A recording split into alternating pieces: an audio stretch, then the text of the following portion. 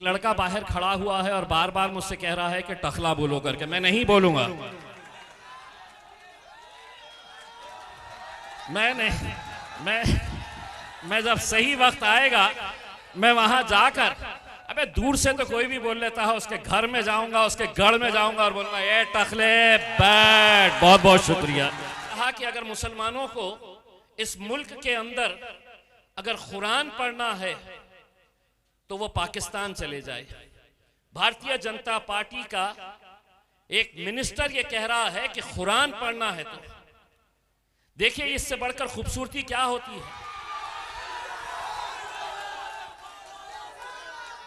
अस्सलाम वालेकुम वरहमतुल्लाहि वबरकातुहू।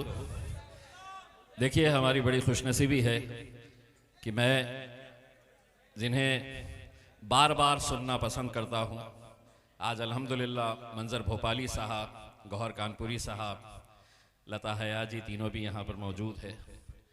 मंजर भोपाली साहब का एक शेर है जो शायद उन्होंने इतनी मर्तबा नहीं पढ़ा होगा जितना मैं सुनाता हूँ हर महफिल के अंदर। ताकतें तुम्हारी है पर खुदा हमारा है, ताकतें तुम्हारी है पर खुदा हमारा है, अक्स पर ना इतराओ के आईना हमारा है। मंजर भाई का एक शेर है जो आज के हालात के अंदर, आज के इस दौर को बयान करता है। मेरे अल्लाह मेरी उम्मत को तू जिल्लत से निकाल, हाथ फैलाए मुसलमान बुरा लगता है। ये भी मंजर भोपाली साहब का है। गौहर कानपुरी साहब ने, पता नहीं है मेरे आने से पहले, मेरी बदनसीबी है गौहर भाई की ये दूसरा प्रोग्राम है और दोनों मर्तबा आपको सुनने का मौका नहीं मिला है उसमें। गौहर भाई का एक शेर, जीतने का ये हुनर भी आना चाहिए, अगर जंग हो भाई से तो हार जाना चाहिए।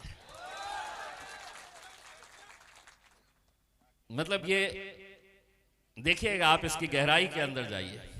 और लता हयाजी को जब मैं सुनता हूं, मेरा हिंदुस्तान कैसा होना चाहिए, तो लता हयाजी के जैसा होना चाहिए उसमें। जब वो कहती है कि अगर मुसलमान है तो वो दहशतगर्द हो नहीं सकता, मतलब उनकी शायरी के अंदर इस मुल्क की जो खूबसूरत तस्वीर हम देखना चाहते हैं, जो इतने सालों से हम देखते हुए आए हैं, लेकिन लता जी पता नहीं है पिछले कुछ 10-12 सालों में इस मुल्क को किसकी नज़र लग गई है। न जाने ऐसा कौन वो घिनौना खेल खेल रहा है जो समाज समाज, जाति जाति, धर्म धर्म और मजहब के बीच में दरारें और दीवारें पैदा करने का। लेकिन उनकी तादाद बहुत कम है लता जी। आप जैसे लोग जब तक है, ये मुल्क को कोई नहीं तोड़ सकता है, कोई नहीं ख़त्म कर सकता है। ये भाईचारगी इंशाल्लाह हमेशा जिंदा रहेगी। तो मेरी तो ख्वाहिश थी कि मैं ये तीनों लोगों को सुनूं, लेकिन चूंकि ये मौका है, मैं इसका फ़ायदा उठाकर कुछ अपने धंधे की भी बात कर लूं। और मेरा धंधा ये है कि इनको जिता दो मेरे भाई। हम इतनी मेहनत करके यहाँ पर सुबह 10 बजे से निकलते हैं, रात में कितनी देर तक हम लोग गली गली मोहल्ले प्रचार करते करते घूमते हैं। क्या मकसद है हमारा? हमारे हैदराबाद से आए हुए मेहमान हो, जाफर मेराज साहब, MLA साहब हो, हमारे कॉरपोरेटर्स, हम सभी लोग अलग अलग हिंदुस्तान के कोने कोने से आए हुए हैं। मकसद यही है जो मंजर भाई ने बताया है कि अगर इस मुल्क के अंदर कोई सही पार्टी है जिसको हम सेक्युलर पार्टी कह सकते हैं, तो उस पार्टी का नाम है ऑल इंडिया मजलिस इत्तेहादुल मुस्लिमीन। यही पार्टी है जो आज सेक्युलरिज्म का सही मानों में अगर झंडा कोई उठाए हुए है तो वो हम लोग हैं।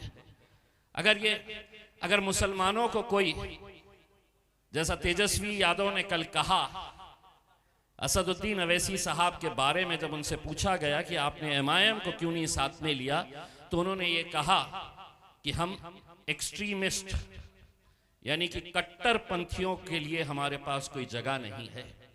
तो मैं तेजस्वी यादव साहब से कहना चाहता हूं, अगर गरीबों की, मजलूमों की, मुसलमानों की, दलितों की, पिछड़ों की आवाज बनना, उनके लिए लड़ना अगर एक्सट्रीमिज्म है, तो तेजस्वी हम एक्सट्रीमिस्ट है।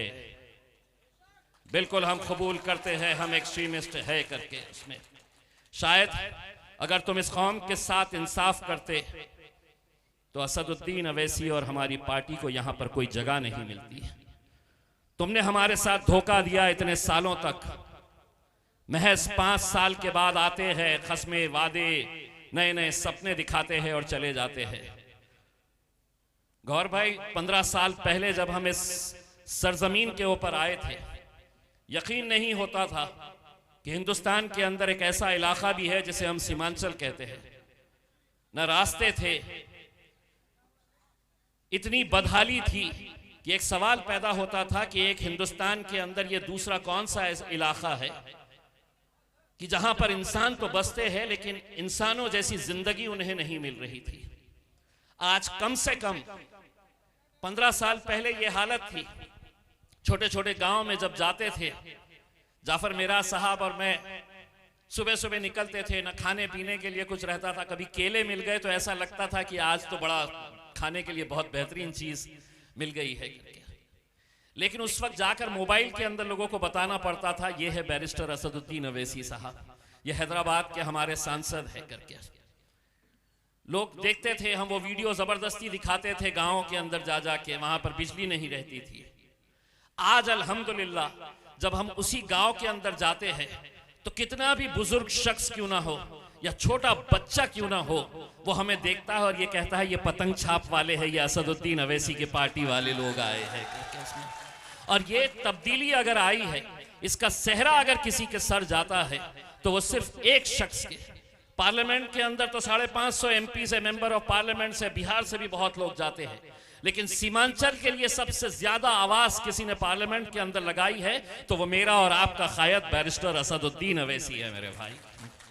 लेकिन अब इलेक्शन आए हैं तो देखिए आप एक्सट्रीमिस्ट हो गए हैं, हो सकता है कल आपको आतंकी भी बना दे, ये तो दहशतगर्द है करके।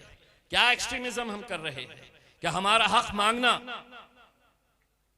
आप हर एक को कहेंगे कि मैं मुख्यमंत्री बनूंगा, ये मेरा डिप्टी CM बनेगा।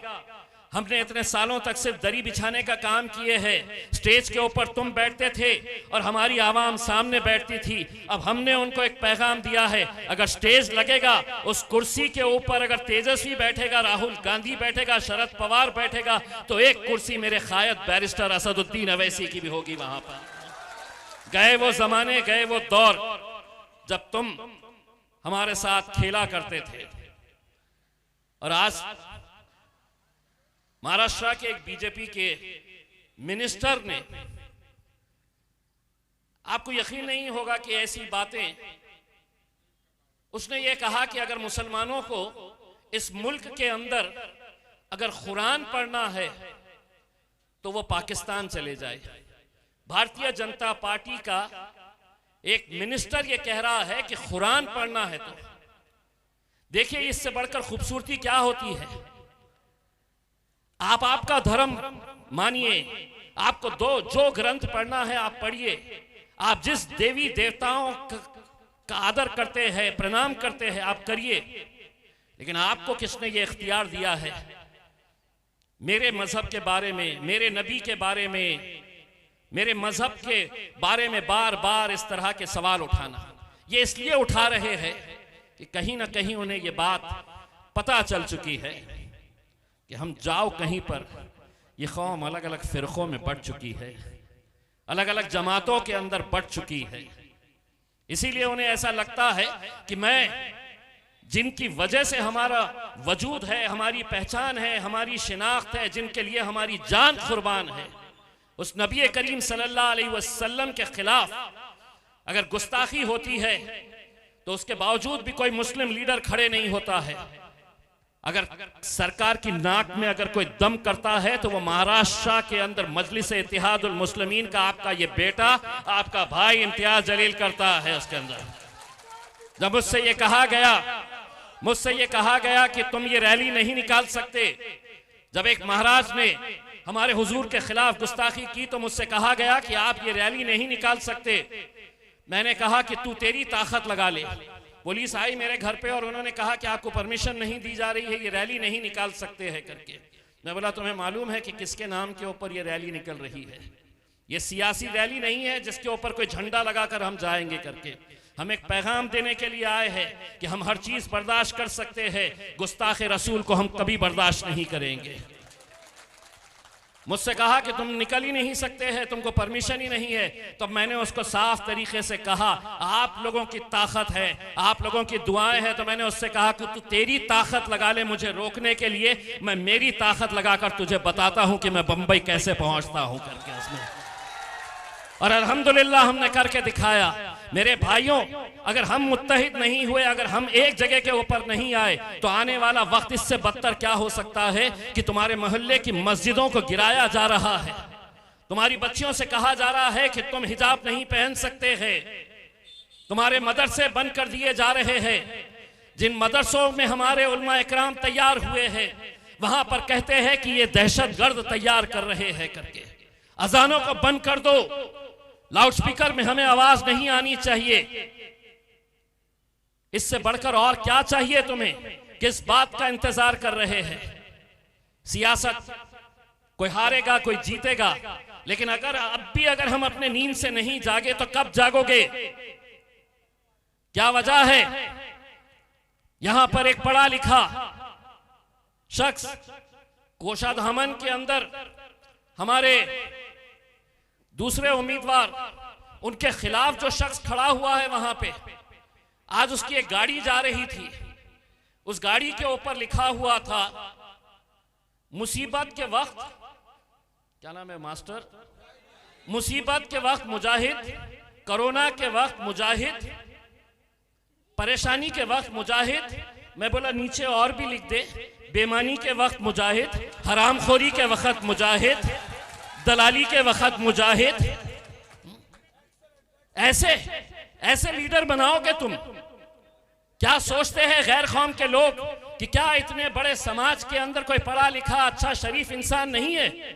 यही लोगों ने मुसलमानों का नाम अगर खराब किए हैं, तो ऐसे चोर लुच्चे लफंगे जो सियासत के अंदर आ गए मुसलमान नाम लेकर, कोई मुसलमानों के गुण नहीं है, 2 नंबर के धंधे करना।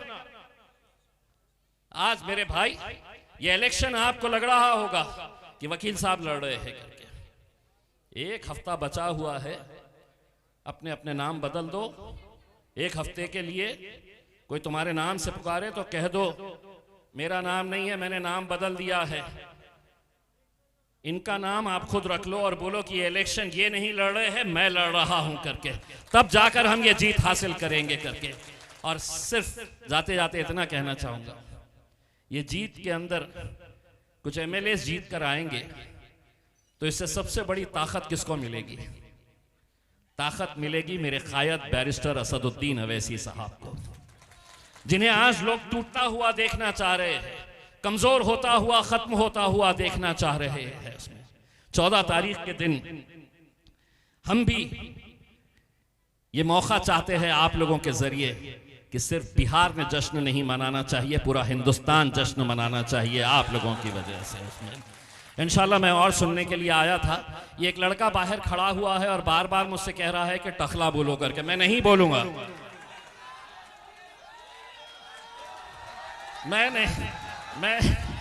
मैं जब सही वक्त आएगा मैं वहां जाकर, अबे दूर से तो कोई भी बोल लेता है, उसके घर में जाऊंगा, उसके गढ़ में जाऊंगा और बोलूंगा ए टखले बैठ। बहुत बहुत शुक्रिया।